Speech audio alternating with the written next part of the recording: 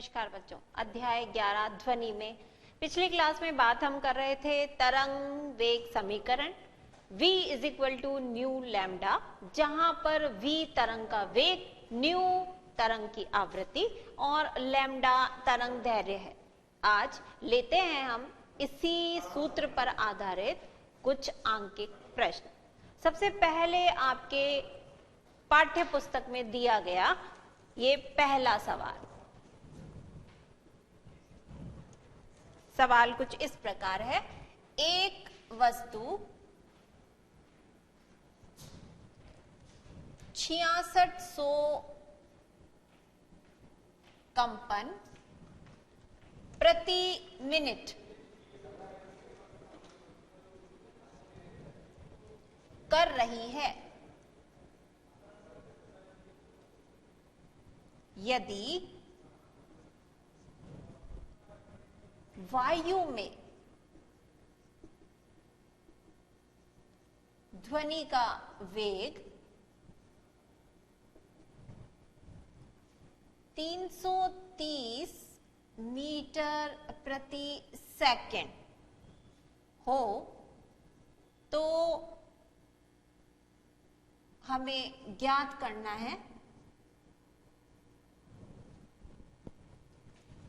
सबसे पहला है आवर्तकाल, दूसरा हिस्सा इसी प्रश्न का आवृत्ति और तीसरे हिस्से में ज्ञात करनी है हमें तरंग दैर्घ्य।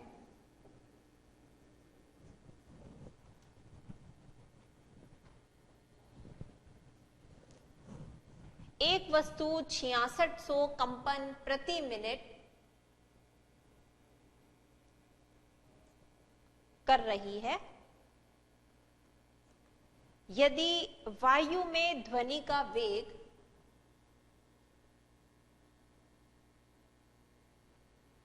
330 मीटर प्रति सेकंड हो तो ज्ञात कीजिए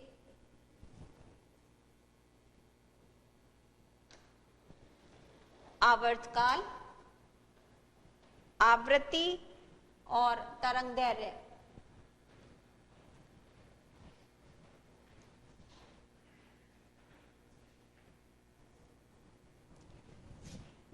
हल देखिए, सबसे पहले दिया है कंपन प्रति मिनट और ये मात्रक है आवृत्ति का, तो ऑटोमेटिकली स्वतः ही हमें आवृत्ति तो प्रश्न में दी गई है, तो यहां पर आवृत्ति न्यू बराबर 6600 कंपन प्रति मिनट। लेकिन हमें गणनाओं में प्रति मिनट को प्रति सेकंड में बदलना होगा और इसके लिए हम क्या करेंगे, इसे 60 से भाग देंगे। एक मिनट में 60 सेकंड, 10 से 10 और 6 के पहाड़े से हम इसे काट लेंगे। 6 एकम 6, 6 एकम 6 और 0। 110 कंपन प्रति और मिनट से ये बदल चुके हैं अब सेकंड में। कंपन प्रति सेकंड को हम हर्ट्ज भी कहते हैं। तो ये तो प्रश्न में हमें दी गई है आवृत्ति और साथ ही साथ दिया गया है हमें वेग v बराबर 330 मीटर प्रति सेकंड। ज्ञात करना है हमें आवर्तकाल। पहले हिस्से में आवर्तकाल जिसे हम t से दर्शाते हैं, t बराबर 1 आवृत्ति। पिछली क्लास में ले चुके हैं हम ये। आवृत्ति का मान रखिए 1/110 और आवर्तकाल का मात्रक है सेकंड। तो पहला हिस्सा इस प्रकार हमारा हल हो जाता है। दूसरे हिस्से में हमें ज्ञात करनी थी आवृत्ति, जो कि प्रश्न में दी गई है, जैसे कि हम पहले बात कर चुके हैं। आवृत्ति बराबर 110 कंपन प्रति सेकंड या 110 हर्ट्ज। और तीसरा हिस्सा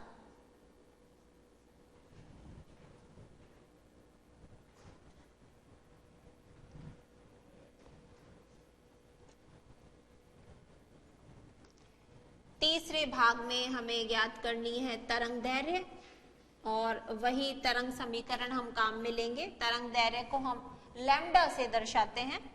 लैम्डा इज इक्वल टू, चूंकि देखिएगा सूत्र में v बराबर न्यू लैम्डा, तो लैम्डा निकालने के लिए v में हमें न्यू का भाग देना होगा। v अपॉन न्यू मान रखिए, v का मान 330 और न्यू का मान 110। 1 0 से 1 0 और 11 एकम 11 और 11 तिया 33, यानी 3 और लगाइए, इसका मात्रक मीटर। तो इस प्रकार इसके तीनों हिस्से जो है वो हमने सॉल्व कर लिए हैं।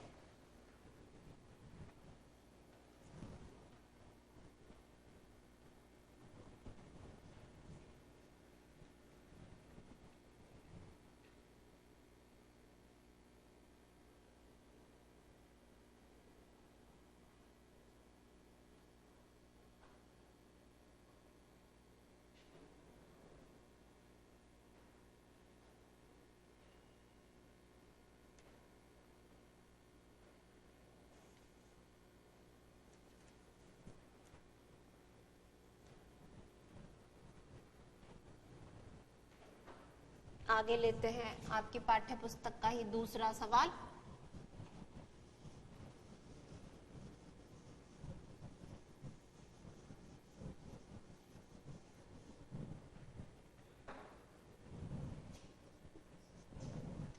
सवाल है, एक वस्तु का आवर्तकाल हमें दिया हुआ है। एक वस्तु का आवर्तकाल 0.004 सेकंड है। उसकी आवृत्ति ज्ञात करनी है।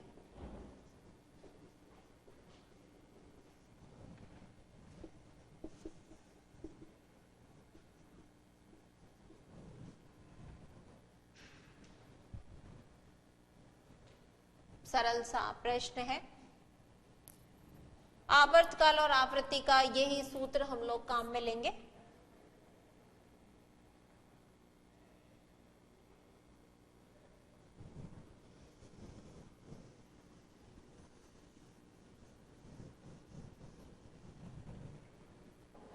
दिया है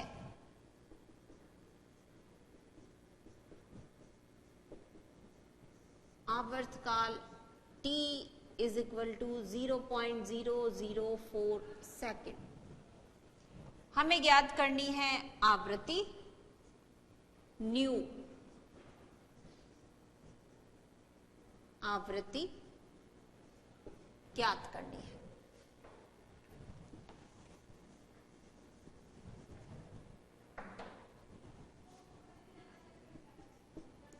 सूत्र आवर्तकाल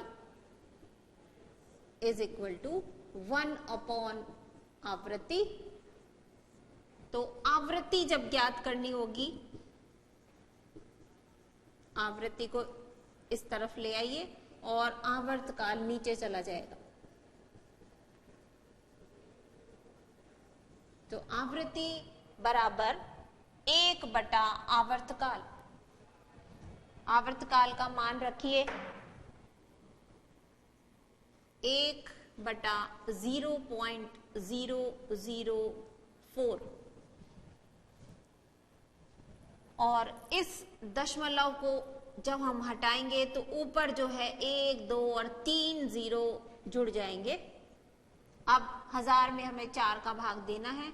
4 एकम 4, 4 दूनी 8, 4 पंजे 20 और 0, यानी आवृत्ति हमारे सामने आ रही है 250 हर्ट्ज।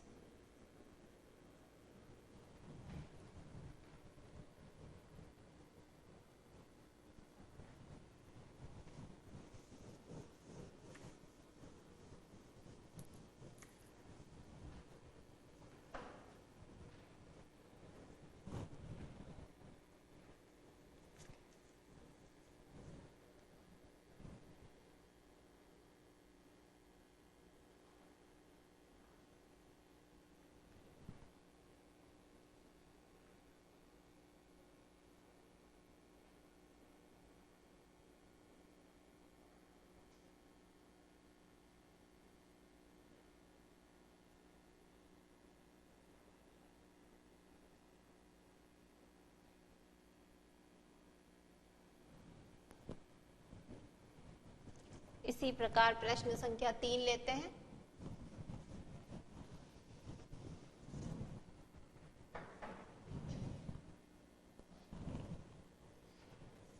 प्रश्न इस प्रकार है, एक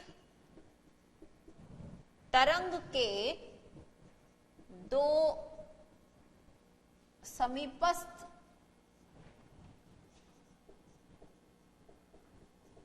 शृंगों के मध्य की दूरी 30 सेंटीमीटर है। ध्यान दीजिएगा, सेंटीमीटर है तो हमें प्रश्न हल करते समय इसे मीटर में आवश्यक रूप से बदलना होगा, तथा उसकी आवृत्ति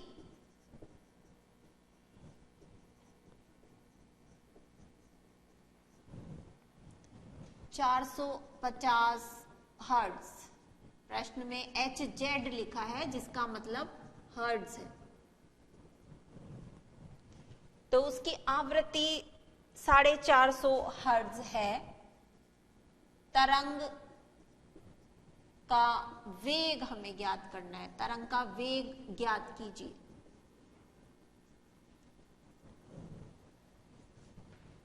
एक तरंग के दो समीपस्थ शृंगों के मध्य की दूरी हमें दी गई है 30 सेंटीमीटर, तथा उसकी आवृत्ति 450 हर्ट्ज है।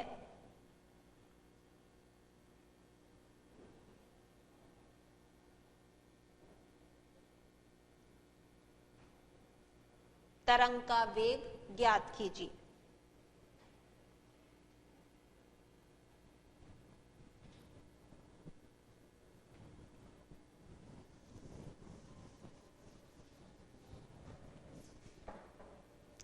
देखिए, दो समीपस्थ शृंगों के मध्य की दूरी, और हम बात कर चुके हैं दो समीपस्थ शृंगों या दो क्रमागत शृंगों के मध्य की दूरी, या दूसरे शब्दों में हम ये कहें दो क्रमागत गर्तों के मध्य की दूरी जो है वो तरंग दैर्घ्य कहलाती है। तो यहाँ हमें सीधे सीधे तरंग दैर्घ्य शब्द ना दे करके घुमा करके समीपस्थ शृंगों के मध्य की दूरी बताई गई है। तो यहाँ ये जो 30 सेंटीमीटर है ये तरंग दैर्घ्य है, तरंग दैर्घ्य lambda is equal to 30 centimetre. और जैसे कि अभी अभी हमने आपको कहा, सेंटीमीटर में हम आगे गणना नहीं करेंगे, तो हम इसे 100 से भाग देंगे, क्योंकि 1 मीटर में 100 सेंटीमीटर होते हैं। 0.3 मीटर में अब ये बदल चुका है। इसी प्रकार हमें दी गई है आवृत्ति, जो दूसरी राशि हमें दी गई है प्रश्न में वो है आवृत्ति न्यू बराबर 450 हर्ट्ज।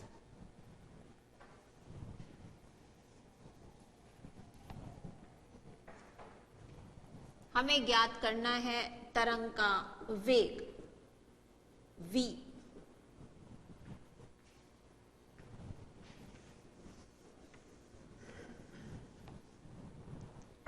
सूत्र लगाइए, v बराबर न्यू लैम्डा। मान रखिएगा न्यू की वैल्यू है 450 और लैम्डा है 0.3।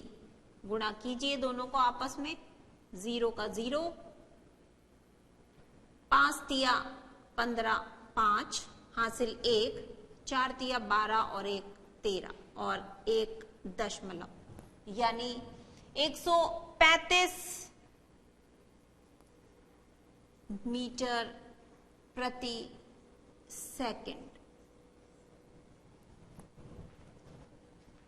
तरंग का वेग 135 मीटर प्रति सेकंड।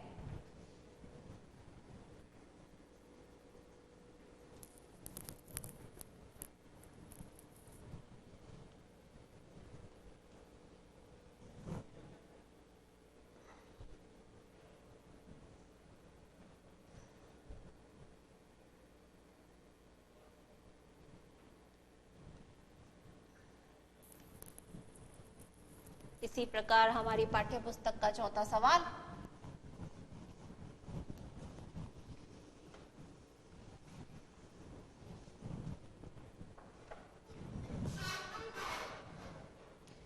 एक तरंग जिसकी आवृत्ति 256 हर्ट्ज है,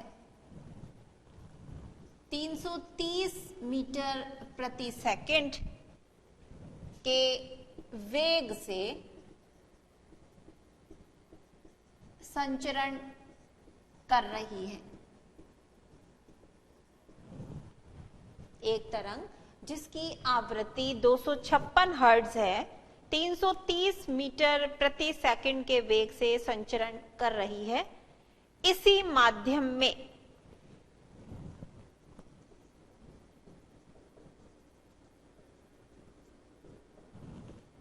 512 हर्ट्ज की तरंग का वेग क्या होगा?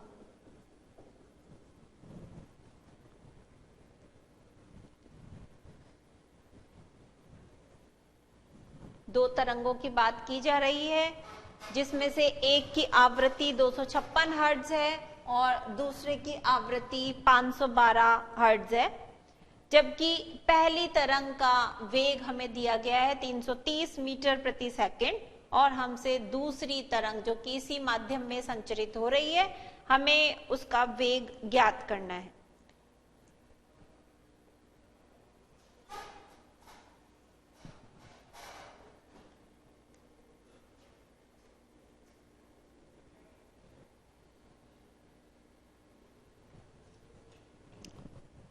थोड़ा सा अलग हटके सवाल है, छोड़ते हैं अभी थोड़ी देर के लिए आपके ऊपर। सोचिए, दिमाग लगाइए, क्योंकि समय हो चुका है ब्रेक। लौटते हैं ब्रेक के बाद, फिर से बात करेंगे इसी सवाल की।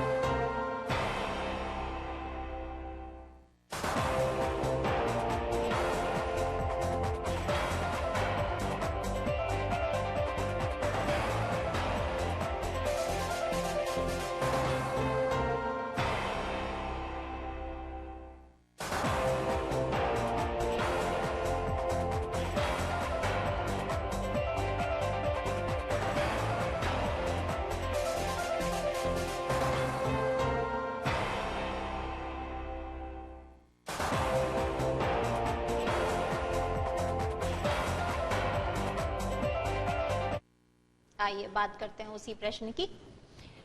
हमें आवृत्ति दी गई है तो इसे हम न्यू 1 बना लेते हैं। न्यू 1 बराबर 256 हर्ट्ज। इसी प्रकार जो न्यू 2 है वो है 512 हर्ट्ज। पहली तरंग की आवृत्ति, दूसरी तरंग की आवृत्ति। इसी प्रकार पहली तरंग का वेग v1 is equal to 330 metre प्रति सेकंड और हमें ज्ञात करने के लिए कहा गया है v2। अब आप सोचिए, क्या हमने तरंग के वेग और आवृत्ति में कोई संबंध की बात की है? चूंकि तरंग का वेग जो है वो आवृत्ति पर आधारित नहीं होता, इसलिए आवृत्ति चाहे कुछ भी हो, तरंग के वेग पर कोई भी प्रभाव नहीं पड़ेगा। इसका मतलब तरंग का वेग जो है वो अप्रभावित रहेगा, बशर्ते कि आवृत्ति कुछ भी हो। इसलिए हम लिखेंगे, चूंकि तरंग का वेग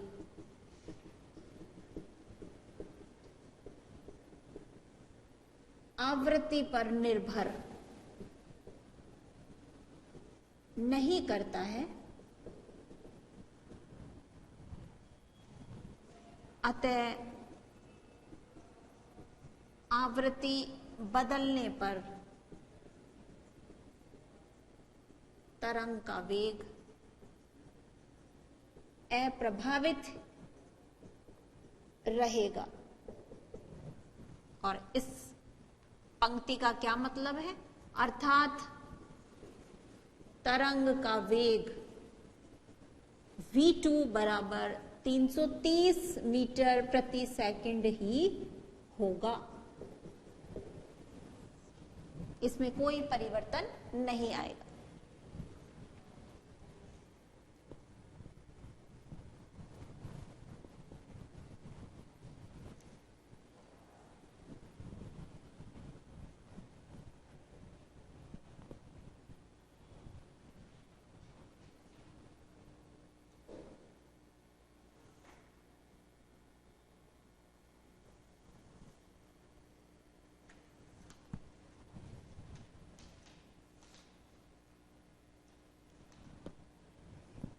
अंत में एक उदाहरण और ले लेते हैं हम लोग।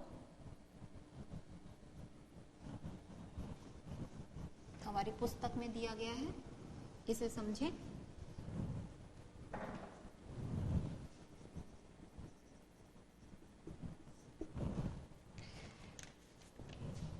प्रश्न इस प्रकार है, किसी ध्वनि तरंग की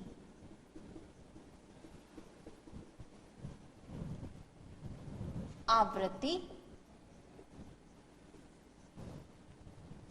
4 किलो हर्ट्ज। फिर से ध्यान दीजिएगा, किलो हर्ट्ज में हमें मान दिया गया आवृत्ति का, और किलो को भी हमें हटाना होगा, हमें केवल हर्ट्ज में आगे मान चलाना है। और उसकी तरंग दैर्घ्य 17.5 सेंटीमीटर है। फिर से देखिएगा, सेंटीमीटर में हमें तरंग दैर्घ्य दी गई है, जिसे हमें निश्चित रूप से मीटर में बदलना होगा। यह 3.5 किलोमीटर। अब देखिए, दूरी है, उसे भी किलोमीटर में दिया गया है और इसे भी हम मीटर में बदलेंगे। किलोमीटर की दूरी चलने में कितना समय लेगी?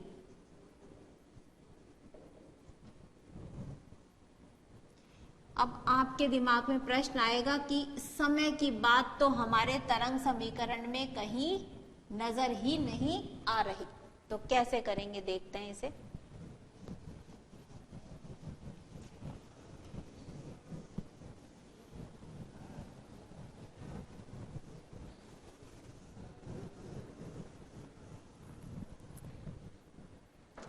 किसी ध्वनि तरंग की आवृत्ति हमें दी गई है, तरंग दैर्घ्य हमें दी गई है और दूरी हमें दी गई है। हमें ज्ञात करना है तरंग को इतनी दूरी तय करने में लगने वाला समय।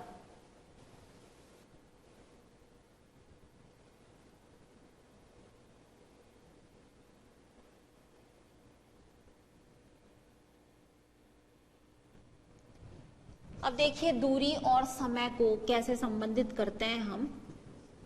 पुराना सा हमारा सूत्र जो है वो वेग बराबर दूरी बटा समय, गति के पाठ में भी हमने ये नियम पढ़ा है। वेग बराबर दूरी बटा समय, हमें वेग जो है उसकी आवश्यकता पड़ेगी। दूरी हमें दे रखी है और समय हमें ज्ञात करना है। अब चूंकि इस सवाल में हमें कहीं भी वेग जो है वो नजर नहीं आ रहा है, तो हमें सबसे पहले तो तरंग का वेग ज्ञात करना होगा। इसके लिए तरंग वेग v is equal to nu lambda. अब आपको लैम्डा का मान भी दिया हुआ है, आवृत्ति का मान भी दिया हुआ है, तो हम यहां पहले लिख लें लैम्डा बराबर 17.5 सेंटीमीटर। और जैसा कि हमने कहा था इसे हमें मीटर में बदलना होगा, तो मीटर में बदलने के लिए हम क्या करते हैं 100 से भाग और इसे सॉल्व कीजिए। इसका भी दशमलव हटा दीजिए, अब ये 1000 हो गया। 175 बटा 1000 यानी 0.175 मीटर। और इसी प्रकार देखिएगा आवृत्ति, ये तो मान आ गया लैम्डा का। आवृत्ति हमें दे रखी है 4 किलो हर्ट्ज, इसे हमें किलो शब्द हटाना पड़ेगा। और किलो हटाने के लिए हम क्या करें, यहां इसको 4 × 1000, तो ये बन गया हमारा हर्ट्ज, 4000 हर्ट्ज। 4 × 1000 4000 हर्ट्ज। तो अब जो राशि हम आगे लेके चलेंगे वो न्यू की है 4000 हर्ट्ज और लैम्डा की है 0.175 मीटर। तरंग का वेग निकालिए। v बराबर मान रखिए न्यू का 4000 इंटू लैम्डा की वैल्यू है 0.175।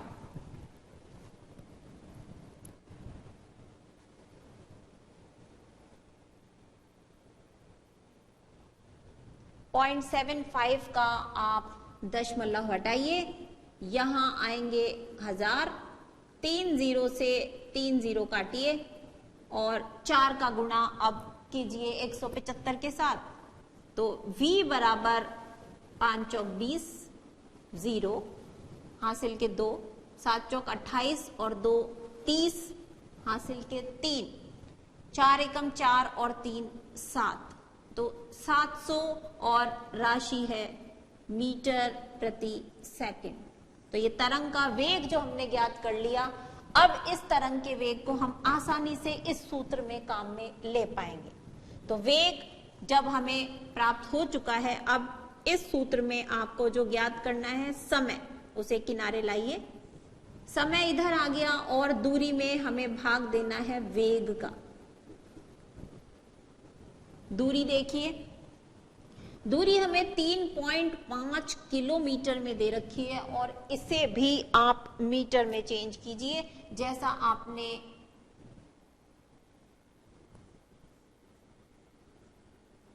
किलो हर्ट्ज को हर्ट्ज में बदलने के लिए किया था 1000 से गुणा, वैसे ही किलोमीटर को मीटर में बदलने के लिए भी हमें 1000 से गुणा करना होगा। 3.5 मल्टीप्लाइड बाय 1000 यानी 3.5 का गुणा 1000 के साथ और नीचे हमें भाग देना है इसका वेग जो हमें प्राप्त हुआ है 700।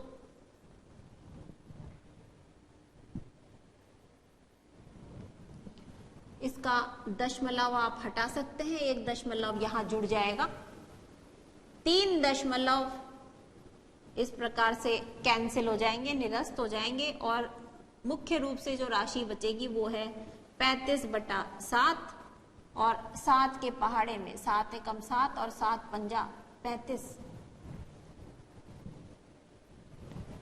इस प्रकार से समय जो हमें प्राप्त होता है वो है 5 और इकाई है सेकंड।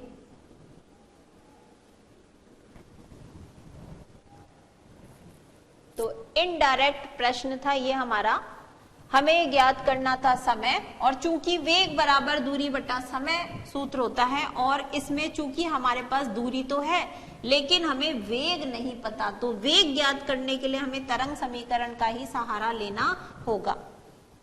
लैम्डा का मान हमने सेंटीमीटर से मीटर में बदला, और इसी प्रकार आवृत्ति का मान हमने किलो हर्ट्ज से हर्ट्ज में परिवर्तित करके वेग प्राप्त किया है 700 मीटर प्रति सेकंड, और इसे इस सूत्र में काम लेने पर समय की राशि एक तरफ लाए और वेग को नीचे ले गए।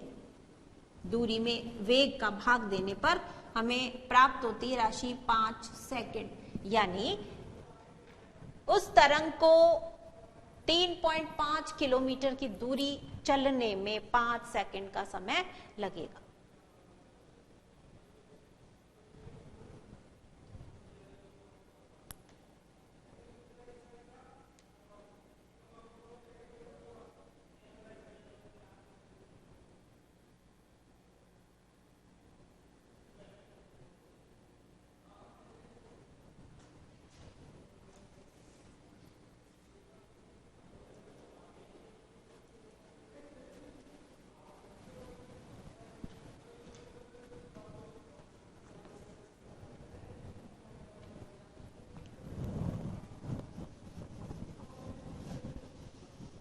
अगला टॉपिक लेते हैं हम, ध्वनि का परावर्तन।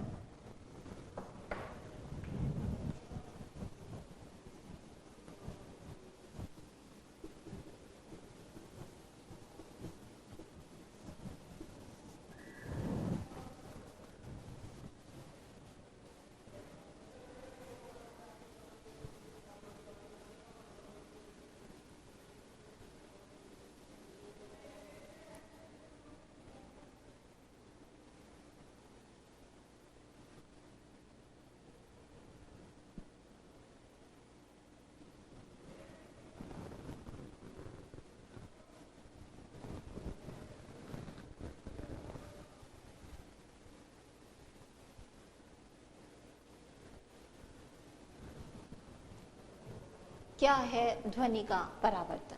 जिस प्रकार से प्रकाश जो है वो किसी भी धरातल से परावर्तित होता है, उसी प्रकार से ध्वनि भी, यानी ध्वनि भी प्रकाश के समान ही किसी भी ठोस या द्रव पृष्ठ से परावर्तित होती है। और उसी प्रकार जैसे प्रकाश परावर्तन के नियमों का पालन करता है, ये ध्वनि भी परावर्तन के नियमों को फॉलो करती है।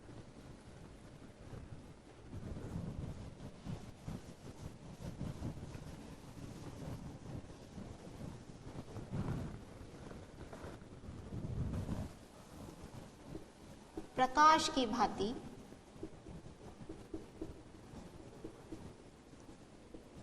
ध्वनि भी ठोस या द्रव पृष्ठ से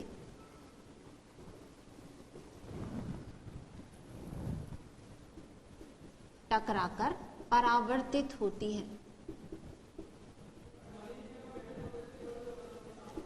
प्रकाश की तरह ही ध्वनि भी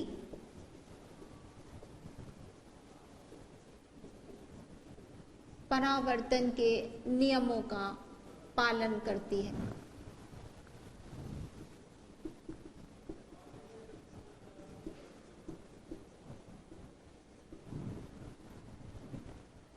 परावर्तन के नियम क्या है, एक बार देखें हम।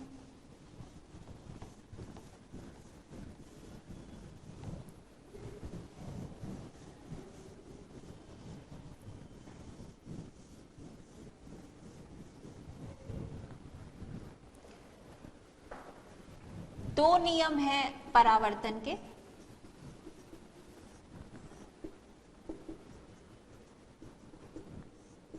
पहला नियम, आपतन कोण तथा परावर्तन कोण के मान बराबर होते हैं। यदि आपतन कोण को हम कोण I से बता रहे हैं और परावर्तन कोण को R से बता रहे हैं, तो कोण I बराबर होगा कोण R के। इसी प्रकार दूसरा जो इसका नियम है परावर्तन का, आपतित ध्वनि यानी जो ध्वनि आ रही है, किसी पृष्ठ पर जो ध्वनि आ रही है वो ध्वनि हो गई आपतित ध्वनि। उसके बाद उस पृष्ठ से परावर्तन के बाद जो ध्वनि निकल रही है वो है परावर्तित ध्वनि। आपतित ध्वनि, परावर्तित ध्वनि और इनके मध्य खींचा गया लंब अभिलंब कहलाता है। आपतित ध्वनि, परावर्तित ध्वनि तथा अभिलंब तीनों एक ही तल में स्थित होते हैं। ये दो नियम हैं परावर्तन के। इन नियमों का पालन जिस प्रकार प्रकाश करता है उसी प्रकार ध्वनि भी इन नियमों का पालन करती है।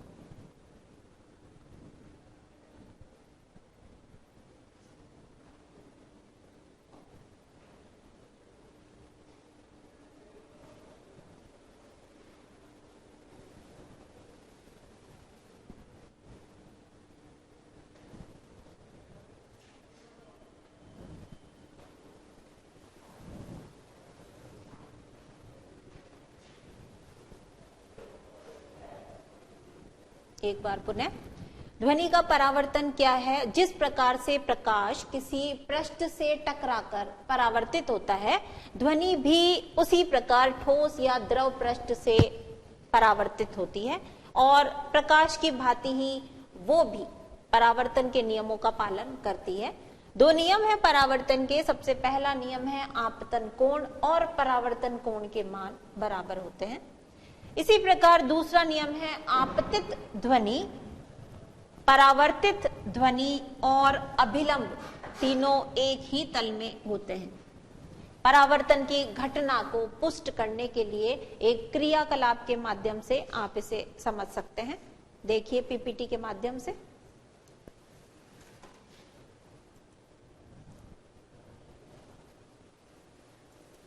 ध्वनि का परावर्तन, इस प्रकार का एक क्रियाकलाप आपको नजर आ रहा है। यहां देखिएगा ये लाल रंग का हमने एक गत्ता खड़ा कर रखा है और उसके बाद देखिए ये पाइप है, एक पाइप इस तरफ और दूसरा पाइप ये इस तरफ। ये पाइप खोखले हैं यानी बीच में से खाली है। उसके बाद हमने इन दोनों पाइपों की स्थिति को कुछ इस प्रकार से सेट किया कि एक पाइप के आगे हमने चलती हुई घड़ी या घड़ी के स्थान पर हम कोई भी ध्वनि का स्रोत रख सकते हैं। घड़ी को यहां हमने रखा, घड़ी चलती हुई हालत में है, टिक टिक की आवाज उसमें से आ रही है और ये जो आवाज है ये इस पाइप में से होती हुई आगे की तरफ गति करती है। यहां इसे गत्ता जो उपस्थित है उससे ये टकराती है, तो यहां ये अवरोध का काम कर रहा है ये गत्ता।